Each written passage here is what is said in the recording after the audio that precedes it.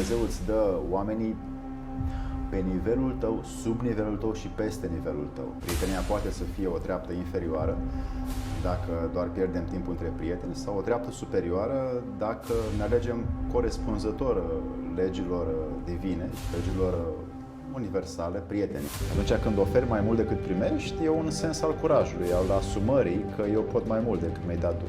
Îți dau eu mai mult ție. Omul nu muncește, nu trudește, nu transpiră, nu se cunoaște, nu caută, nu e curios, atunci Dumnezeu nu-i dă. Eu sunt tu și tu ești eu și El este cu noi. Unde există experiență mai multă, există decizii mai bune. Unde există decizii mai bune, există conexiune cu Dumnezeu mai bună. Eu nu am căutat să fiu sau să ajung sau să am. Și tot ceea ce am muncit și muncesc și voi munci este destinat unui scop care e mai înalt decât mine, iar roadele vin tot timpul după și nu depind de mine.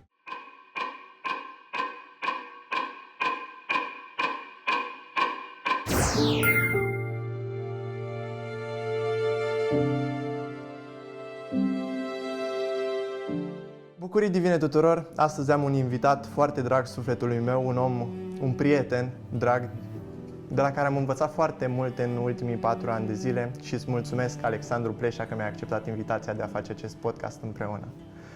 De la Alexandru am învățat în primul rând prietenia, am învățat să fiu liber, am învățat bunele maniere, am învățat cum să mă îmbrac, am învățat editarea video, am învățat să fiu mai mult decât pot și să mă bucur de ceea ce sunt, prin prezență, prin iubire și prin bucurie și prin entuziasmul pe care îl manifest fiind cu el și fără el.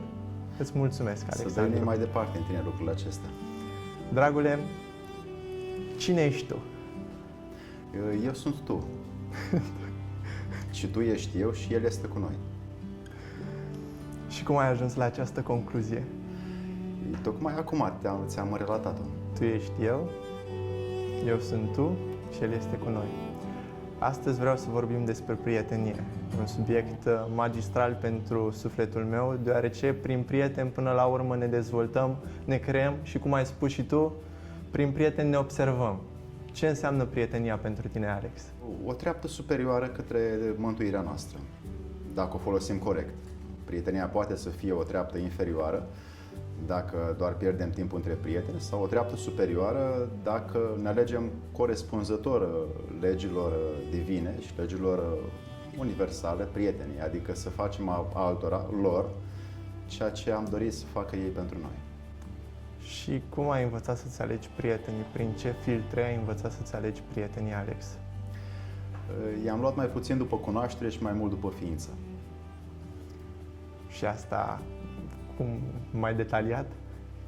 După cum îi simți pe oameni că sunt înăuntru lor și mai puțin după ce arată ei, prin vorbe, prin cuvinte, prin exprimări, prin mândria socială. Acestea le-am îndepărtat din criteriul de a alege prietenii. Și cum poți face o prietenie să dăinuie? Și să faci dintr-o prietenie creștere, dezvoltare, cum ai spus și tu, nivele superioare într-o prietenie? Te uiți în ochii lor, da. Vii la timp când te vezi cu ei, le vorbești ca și cum vorbești cu Dumnezeu și te comporți cu ei ca și cum te comporți cu Dumnezeu. Trece timpul, spune. Cum îmi place să spun, tăcerea este de aur, iar unele cuvinte pot fi de diamant. Care a fost, Alex, momentul prin care tu ai evoluat prin prietenie? Care au fost cele mai puternice relații de prietenie pe care le-ai avut? Care sunt primii pași pentru a clădi prietenia? Cu ce începi? Atunci când vrei să-ți faci un prieten cu care să clădești multe lucruri împreună. Îi cauți să vezi dacă au interese față de tine. Dacă îți vei segmenta sau îți vei filtra prietenii după dezinteresul lor de a obține ceva de la tine, adică după interesul de a fi în ființă cu tine, în suflet cu tine, în spirit cu tine, în trăirea cu tine, și acesta va fi filtrul de filtrare a prietenilor, atunci cu siguranță prietenile acestea vor dura. Vorbeam mai de mult, Alex, când discutam noi despre prietenie și despre apostolii lui Iisus Hristos, cum și-a ales ei prietenii. Și consider că și noi oamenii tot la fel, într-o anumită măsură, ne alegem prietenii prin filtre, cum spuneai și tu, de bucurie, de privit în ochi, cum te simți și cu omul. Și am emoții, mă bucur și vreau să împărtășesc asta. E o bucurie. Însă, înainte de asta, vreau să spun de ce durează așa de mult ca să se îndeplinească un vis, Alex. Tot legat de prietenie, poate, de o relație de afaceri. De ce durează așa de mult atunci când pui pe hârtie să creezi ceva cu un om? De ce nu se face mai repede, poate? Sau de ce este necesar un timp îndelungat? Dumnezeu pune la încercare cui să dea acel bun, cui să dea acea stare. Și dacă omul nu muncește, nu trudește, nu transpiră, nu se cunoaște, nu caută, nu e curios, atunci Dumnezeu nu îi dă. Că omul nu a făcut nimic pentru asta. Dacă i-ar da așa ca o comoară, el nu ar ști să o valorifice. Pentru că dacă eu îți dau ție 1 kilogram de aur, tu nu știi ce să faci cu el, pentru că tu n-ai trudit pentru el nici măcar o zi. Și atunci îl vei arunca și spune că ăsta nu este aur, n-are ce să-mi dea Alexandru aur mie. Dar dacă vei transpira probabil ceva timp pentru el să-l obții și îl vei căuta din tot sufletul tău, atunci vei obține aurul, vei ști că este aur, pentru că de fapt aurul acela ca rezultat este munca ta. Cu cât mai mult ai muncit și ai transpirat și ai trudit și ai căutat și ai fost curios și ai explorat, ai experimentat tot ce se poate experimenta în viață și ai fost 200% în tot ceea ce faci, atunci Dumnezeu alege pe acei oameni care fac această muncă constant și sunt virtuoși în căutarea ei și le dă rezultatul. Cred că și tu ai observat, Alexandru, în unele momente din viața ta când era pe punctul de a se întâmpla un lucru pe care ți-l doreai, poate să ai prea mult entuziasm sau să fii agitat, iar acel lucru să nu se mai întâmple. De ce se întâmplă? Care este motivul pentru care se întâmplă asta? Adică la sfârșit de drum să dai poate de cel mai mare obstacol pentru a-ți realiza scopul. Eu n-am căutat niciodată să obțin rezultate. Eu am oferit această muncă divinității și ea știe mai departe ce merit eu să primesc. Eu nu am căutat să fiu sau să ajung sau să am. Și tot ceea ce am muncit și muncesc și voi munci este destinat unui scop care e mai înalt decât mine, iar roadele vin tot timpul după și nu depind de mine. Depinde de ceea ce sunt în stare să primesc. Prin ce modalități ai învățat să nu ai așteptări și ai practicat? Era un banc. De fapt nu e un banc, e o pildă veche care zice că dacă vrei să-L faci pe Dumnezeu să râdă, spune-i planurile tale. Și plecând de la această premiză, oricine astăzi își dorește să-și realizeze visele și scopurile și țelurile, cum toată lumea motivațională și inspirațională din foarte multe țări a început să promoveze ca în media, în mainstream, de fapt nu ține de ființa umană să primească ceea ce ea caută, ține de ceea ce ea merită. Iar acest merit este tot timpul un merit în urma unei munci, unei trude care se face înainte. Și atunci câți oameni știi tu să muncească, să caute, să-și dorească sănătatea, virtutea, experiența cu divinitatea să fie înăuntru lor constant. Sunt puțini acești oameni și doar aceștia din când în când primesc ceva, ori primesc o latură spirituală foarte puternică, ori primesc o bogăție materială, ori le primesc pe amândouă. Depinde, fiecare ce primește în gradele și ierarhiile lor. Care este legătura ta cu divinitatea, Alex? Ce înseamnă ea pentru tine și cum ai descoperit pe Dumnezeu? Eu mă descoper prin oameni și cu oameni și tot timpul caut să muncesc înăuntru și să muncesc și în afară, dar rezultatul muncii mele să nu fie pentru mine și nici pentru alții din jurul meu, ci să fie pentru un scop sau un bun mai înalt. Și atunci eu, ca o furnică, se plimbă pe această planetă și conlucrează la gloria și meritocrația divinității în continuu. Și după aia plec și vin alții din urmă. Și prin ce filtre îți dai seama că îl slujești pe Dumnezeu cu adevărat? Păi și o furnică, ce știe ea? O hematie într-o celulă. O hematie trăiește 15 secunde, o celulă trăiește câteva zile. ce poate să știe o hematie într-o celulă? Poți să vezi că omul este ca o hematie într-o celulă, în raport cu Pământul. Deci ce poate să știe omul în raport cu Pământul? Nimic. Doar se duce în spațiu, îl vede puțin și se întoarce. Hematia într-o celulă nu poate să știe cât timp a circulat celula prin corp, cât timp ea a trăit. Habar nu are. La fel și eu aici pe Pământ. Ce se întâmplă cu viața nu este, de fapt, să știu eu de ce, că este practic un plan egoist de a dori eu să știu ce este viața. Eu sunt în compoziția sau în structura acestei planete, fizice și spirituale, și mă manifest în continuu cât de bine pot să fiu ca o furnică într-un mușuroi care trudește pentru un scop mai înalt decât furnica însăși. Și cum ai decis să te repezi de tine să slujești mai înaltului, să-L slujești pe Dumnezeu? Am căutat oameni care în continuu mi-arată că sunt pe procesul de a se lepăda de păcatele lor. Și printre acești oameni, unii au realizat-o, alții sunt în curs, am trăit și trăiesc. Și asta mă ajută foarte mult. Vreau să ne întoarcem la prietenie, Alexandru, și ce ai învățat din prietenie? Care au fost lecțiile pe care le-ai învățat, care ți-au adus bucurie și slujire față de Dumnezeu, poate? Unde-s doi, puterea crește. E o energie colectivă care se strânge și când două furnici conlucrează ca să care un vierme la ele în mușuroi să-l mănânce, pot mai bine și se vor hrăni mai bine cu ceea ce găsesc, cu ceea ce le dă Dumnezeu. La fel și noi, prietenii, când suntem mai mulți și conlucrăm și ne strângem într-un colectiv material și spiritual, atunci energia aceea poate să fie benefică, putem să construim, putem să inovăm, putem să aducem planuri mai mari decât noi înșine aici, în mediul în care noi ne învârtim. E o energie pe care se vede, tu ai făcut teologia la seminar, o energie care se strânge mai ales când sunt slujbe. Și în unele slujbe se strânge o energie în biserică și toată lumea o simte, iar după aia, pentru că nu au cunoașterea de să fie integrată, cunoscută, rememorată, retrăită și prelungită și când mergi după aia acasă și poate să servească unui scop, nu poate să scrie ce n-a scris niciodată, poate să își iubească soțul, soția cum n-a făcut-o niciodată, poate să gătească așa cum n-a făcut-o niciodată.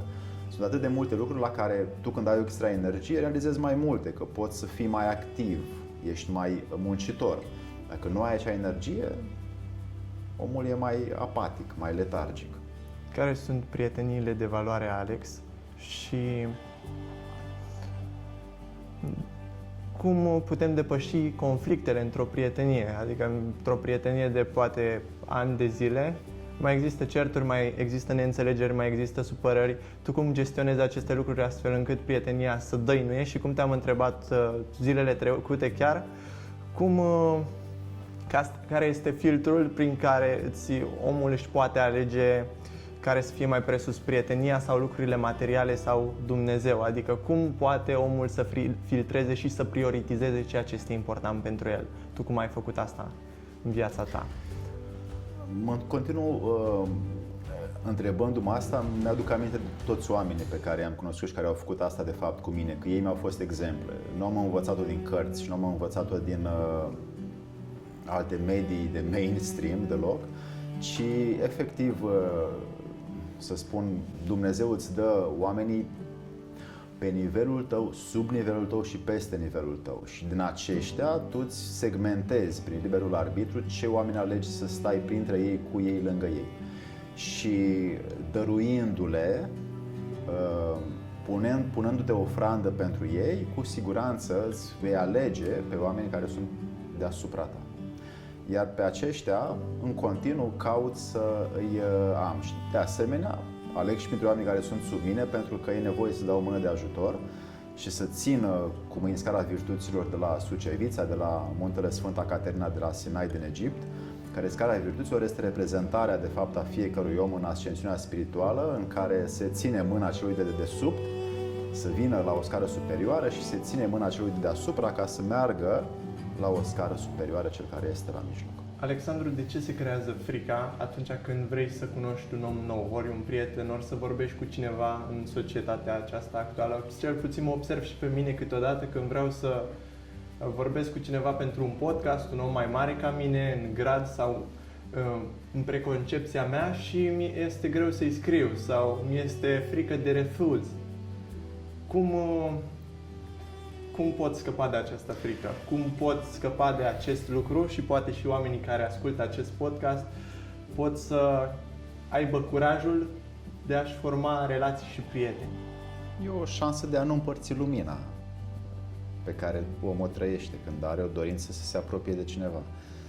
Și practic își păstrează doar pentru el sau pentru apropiații săi cunoașterea, lumina, experiența și nu își dorește să o împartă de fapt. Și frica pe care o are este că vine din suma contabilizată a câtor nu te vedea cu nimeni și ai grijă pe unde mergi, ți-au spus părinții când erai mic. Toată acea sumă contabilizată de ai grijă, nu vorbi cu nimeni, este rezultatul subconștientului sau comportamentului nostru programat să nu cumva să vorbim cu străinii, să nu cumva să ne facem noi prieteni, să nu cumva să-i deranjăm, să nu cumva să mergem să le oferim din lumina, din bunăvoința, din experiența noastră și lor. Și cum ne putem reprograma? Tu cum te-ai reprogramat în acest mod? Tu cum ai început să-ți cunoști oamenii cu care vrei să colaborezi? Adică am văzut atât de multe podcasturi pe care le-ai făcut cu atâția oameni cu care ai vorbit.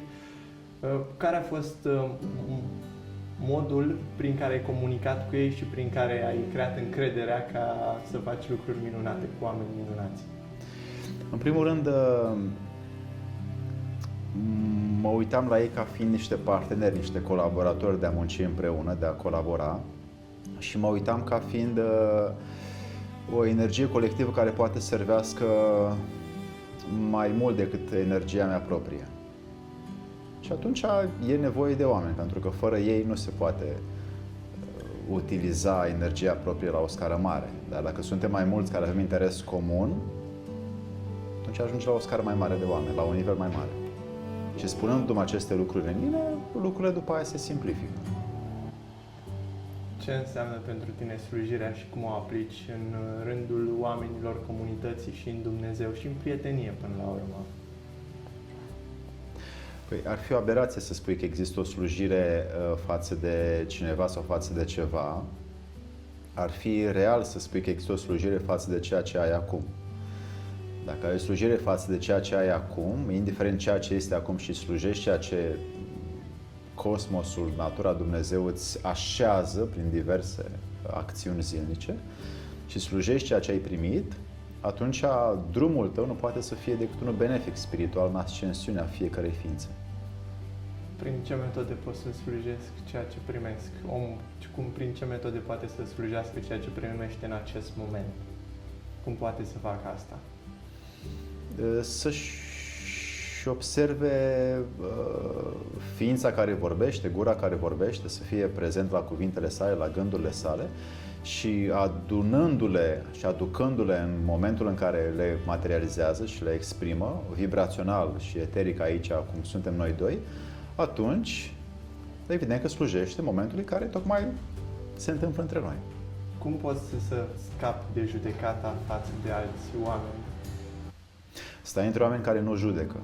Tot timpul mergi și vorbește cu bucătarul care ți-a gătit mâncarea, mergi și vorbește cu părinții care ți-au hrănit viața, mergi și vorbește cu prietenii care te alimentează cu energia lor, oferă-le din darul pe care tu l-ai, ajutându-i pe ei necondiționat și vei scăpa de frică.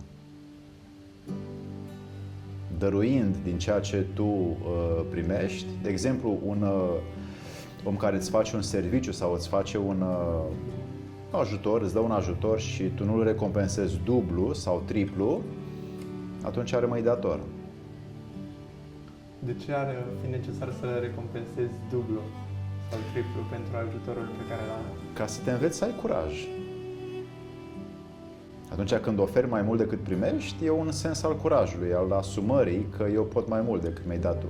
Îți dau eu mai mult ție, că tu mi-ai dat mie. Atunci eu vin, tu mi-ai dat un pahar cu apă, eu pot să-ți dau două, muncesc, mă duc la râu și să aduc două pahare de apă. Și asta se dezvoltă curajul. Și prin ce alte metode ai observat și ai practicat dezvoltarea curajului? Riscul e cel mai bun sau cel mai rapid instrument de dezvoltare a curajului. Riscul este ieșirea din orice iluzie, utopie sau imaginație și anume a faptului că mintea obstrucționează acțiunile, mintea oprește, limitează, e o barieră către foarte multe acțiuni.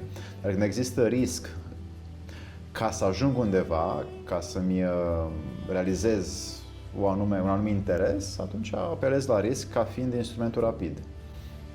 Care a fost cel mai mare risc pe care l-ai luat într-o relație de business, de colaborare, de prietenie cu un om și ce ai învățat din el? Cel mai mare risc este să uit de mine. Atunci când uit de mine și când mă ancorez în realitatea altora sau altuia sau experienței din afară, care e doar ceva experiență temporară, atunci uit de mine și risc să servesc altor legi inferioare. Când mi-aduc aminte de mine și când știu exact cine sunt și mă ascult, mă văd, mă observ și sunt în orice moment, oriunde aș fi cu oricine, atunci riscul acela este de fapt conexiunea cu lumea superioară. Alexandru, tu cum ai învățat în viața ta de zi cu zi, făcând comparația mai devreme cu furnica și cu universul legat de noi oamenii, să acționăm totuși de fapt, cum spunea și Iisus Hristos, încercați, nu neapărat, a zis nu încercați, a zis acționați. Eu am biruit lumea, acel lucru. E un exemplu că n-a stat în iluzia că se poate întâmpla ceva. El și-a asumat ca faptele sale, pe care și le-a însușit prin educație și prin învățătură și prin cunoaștere, să acționeze, să se pună în funcțiune ca un motoraș cosmic care într-adevăr a lansat principiile unei religii pe care noi o urmăm. Și pentru noi, dacă vrei raportat la ființele noastre astăzi pe planeta Pământ, poți să numești că orice acțiune digerată mental, care e doar iluzorie făcută în minte, este de fapt excreția ei. Sau este, cum s-ar spune pe românește, rahat care ne iese din cap și nu ne apucăm de treabă. Dacă, în schimb, ne apucăm de treabă și nu mai lăsăm mintea să ne dea motive pentru care nu trebuie să o facem, atunci noi câștigăm. Întru totul. Ființa câștigă și experiența se adună. Unde există experiență mai multă, există decizii mai bune. Unde există decizii mai bune, există conexiune cu Dumnezeu mai bună. Vreau să discutăm despre sacrificiu în prietenie. Cum s-a sacrificat și Iisus Hristos pentru noi oamenii, pentru noi dându-se pe sine pentru a ne mântui. Cum vezi asta într-o prietenie, Alexandru? De ce și cum să te sacrifici oamenilor? Te poți sacrifica din două direcții. Prima direcție este că așa ai văzut în familie sau în religie, că e bine să ne sacrificăm sau să ne jertfim pentru aproapele nostru. Și aia este o acțiune imitată. Și a doua modalitate este cea reală, autentică, divină, care înseamnă posibilitatea de a genera din mine un gest de sacrificiu sau de jertfă, că este necesar și că simt și că îmi doresc și că am un argument pentru care fac asta. Și atunci decid eu că știu că este necesar să fac asta. Nu mai e nimic programat acolo.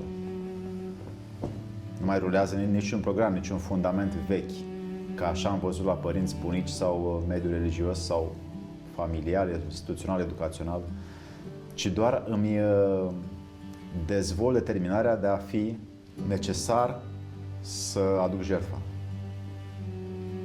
Și de ce ar dori oamenii să facă acest lucru? Adică prin ce modalități, prin ce filtre de gândire ar dori oamenii să facă asta din interiorul tău? Doar în moment se face asta. În secunda în care se întâmplă să te vezi de ce ar fi nevoie să mă jertfesc. E o simplă întrebare, e o auto-întrebare asta. Mă întreb de ce e nevoie acum să sacrific, să aștept 2 ore pe prietenul meu, pe prietena mea și nu să mă duc să-mi fac treaba pe care o am de făcut, să muncesc.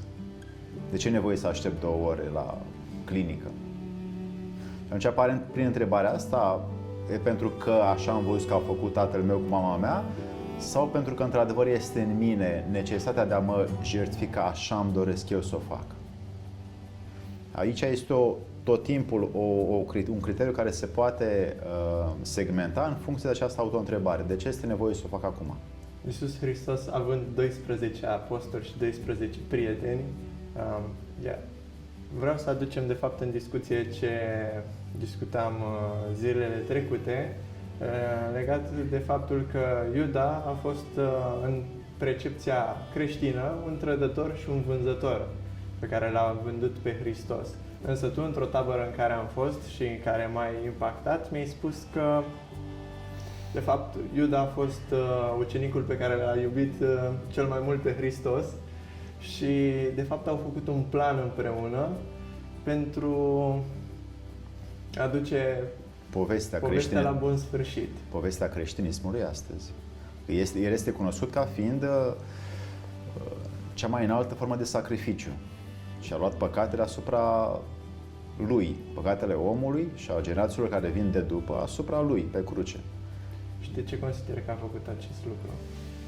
Pentru că fără un plan stabilit dinainte, nu s-ar fi ajuns ca această poveste care dăinuie noi înșine să fie atât de puternică și să ne raportăm la ea. Și această poveste, pentru că a fost plănuită de către niște minți foarte luminate și de către discipolii lui Isus și Isus însuși, după toate preceptele, Iuda, pentru că l-a iubit cel mai mult pe Isus, au aranjat un plan în care ei să termine planul fizic, că nu se mai putea face nimic acolo, să lucreze la un plan spiritual și divin ulterior părăsirii lor în acel corp pe care l-aveau. Și ulterior, ceilalți 11 care au rămas s-au împrăștiat prin lume și au propovăduit și au prorocit mesajul lui Isus în toate părțile lumii. Pentru că povestea în sine este susținută de întâmplarea plănuită între Iuda și Isus. Da, însă mergând în continuare, adică în societatea actuală și oamenii mergând la biserică, nedorind acest lucru, poate li s-a impregnat această idee de trădare. Și astfel oamenii în societate, adică prieteni, rude, de ce ne trădăm între noi? Care este motivul prin care, de ce oamenii se trădează între ei? Iisus Hristos nu avea cum să-și aleagă discipoli care erau debili mental, nu avea cum să-și aleagă trădători, nu avea cum să-și aleagă oameni care puteau să-și schimbe energia sau simțurile sau să-l vândă. Nu avea capacitatea să-și aleagă astfel de oameni josnici. Avea capacitatea să-și aleagă cei mai simpli cu cel mai mult har. Iar harul acela era în trăirile și în simțirile și în logica lui de a face un plan care să însemne creștinătatea. Asta a făcut Iisus Hristos și a ales oamenii care aveau sfințenia sfântă a Sfinților înăuntru lor de a avea harul, cei mai înalți în dragoste, care puteau să fie pe acea planetă, în acel loc, în Palestina atunci, și pe aceea și i-a ales. Deci este implicit faptul că cei mai devotați principiului de iubire și de devoțiune și de ofrandă pentru Iisus Hristos au fost aleși. El avea cum să știe gândurile lor, el avea cum să știe trăirile și emoțiile și natura lor proprie și evident că știa ce este în ei și nu și-ar fi ales pe unul care putea să devină în timp trădător pe 30 de arginți. Cum a fost și cu Petru când i-a spus că i-a citit gândurile și i-a spus că atunci când va fi în momentul răstignirii, îl va zice că n-a fost ucenic cu el până când va cânta cocoșul de 3 ori. Adică tot a ajuns la o frică și acei apostoli consider că au avut o frică în acele momente. Frică care să facă, cum a fost la podcastul anterior cu Anatol, care discuta despre trădarea care se naște din frica omului. Tu, eu, astăzi ne aducem prieteni care sunt cei mai loiali, care sunt cei mai devotați, care sunt cei mai de încredere, care sunt cei mai atenți la nevoile noastre cât și noi la nevoile lor și ne simțim că intrăm într-o oarecare vibrație cu toții. Asta este un lucru cert, adică oricine vede acest interviu știe clar că noi ne alegem prietenile după aceste principii și valori în care oamenii rezonează și compun, orchestrează, e o sinfonie de energie când se strâng. Ei bine, Iisus și discipolii lui lucrau și în plan material, lucrau și în plan spiritual sau în planurile subtile astrale și au continuat să o facă după părăsirea lor în acest corp. Oamenii astăzi care uită de preceptele lumii divine dinăuntru lor, atunci ajung să-și formeze datorită unor condiții în care i-au trăit frica.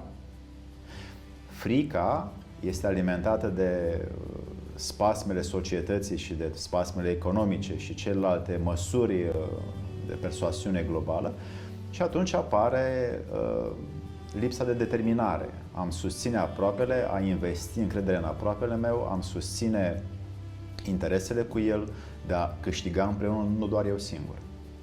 Iar oamenii care nu au această abilitate de gândire, evident că vor ajunge să-și trădeze aproapele, cum se trădează și pe ei înșiși, mințindu-și ființa constant.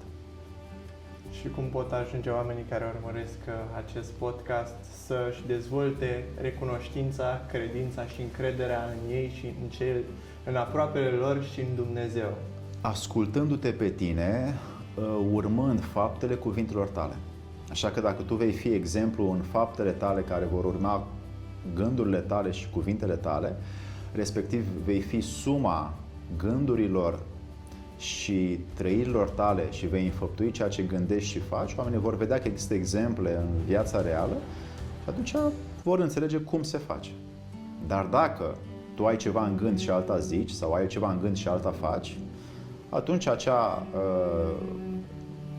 lipsă de rezonanță va afecta și pe ceilalți din jurul tău.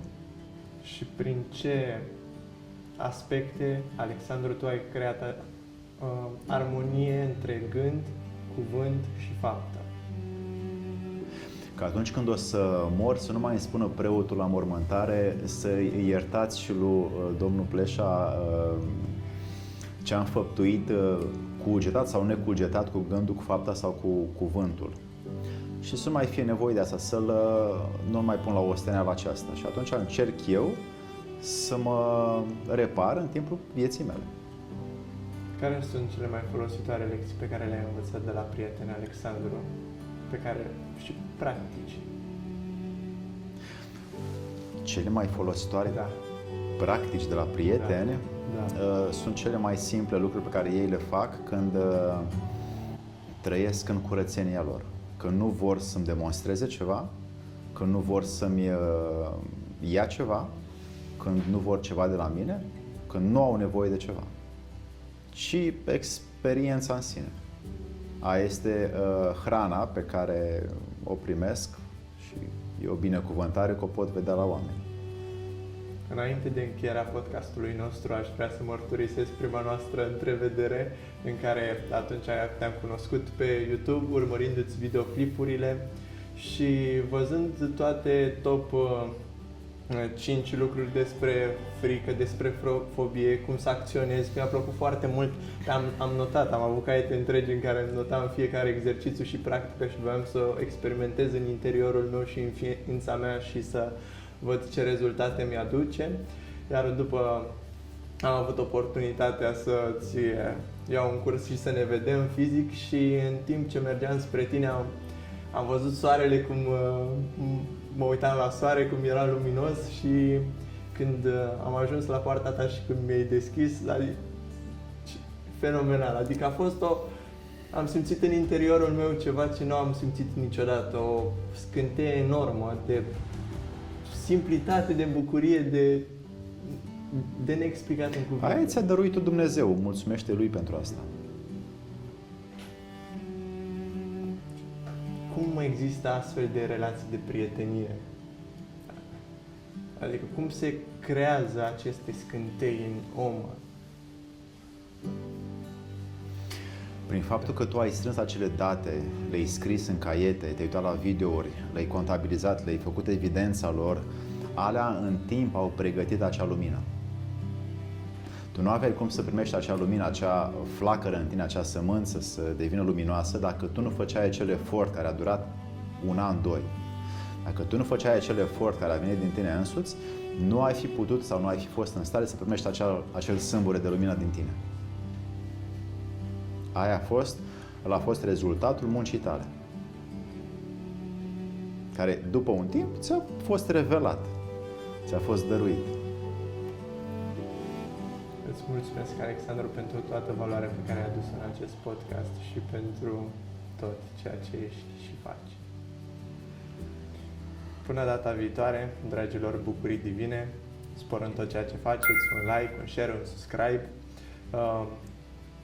un comentariu legat de ceea ce v-a plăcut, ceea ce considerați că puteți pune în practice, că și vorba omului meu, prietenului meu drag, să nu credeți nimic din ceea ce am discutat aici, ci să puneți în practică, în verificare, să vedeți ce vă poate ajuta pentru ființa voastră. Și mai e un lucru foarte important, și anume că atunci când el vorbește cu bucurii divine, acum a spus-o pe un ton foarte subtil și emoțional, dar el vorbește cu bucurii divine cu un entuziasm care este de departe sau se vede de undeva de departe ca fiind o energie care este lansată din el însuși și atunci bucurile divine se împart în eter și oamenii care ascultă cum rostește el de fapt bucurii divine se poate hrăni cu această lumină pe care el o dăruiește. Îți mulțumesc, Alexandru.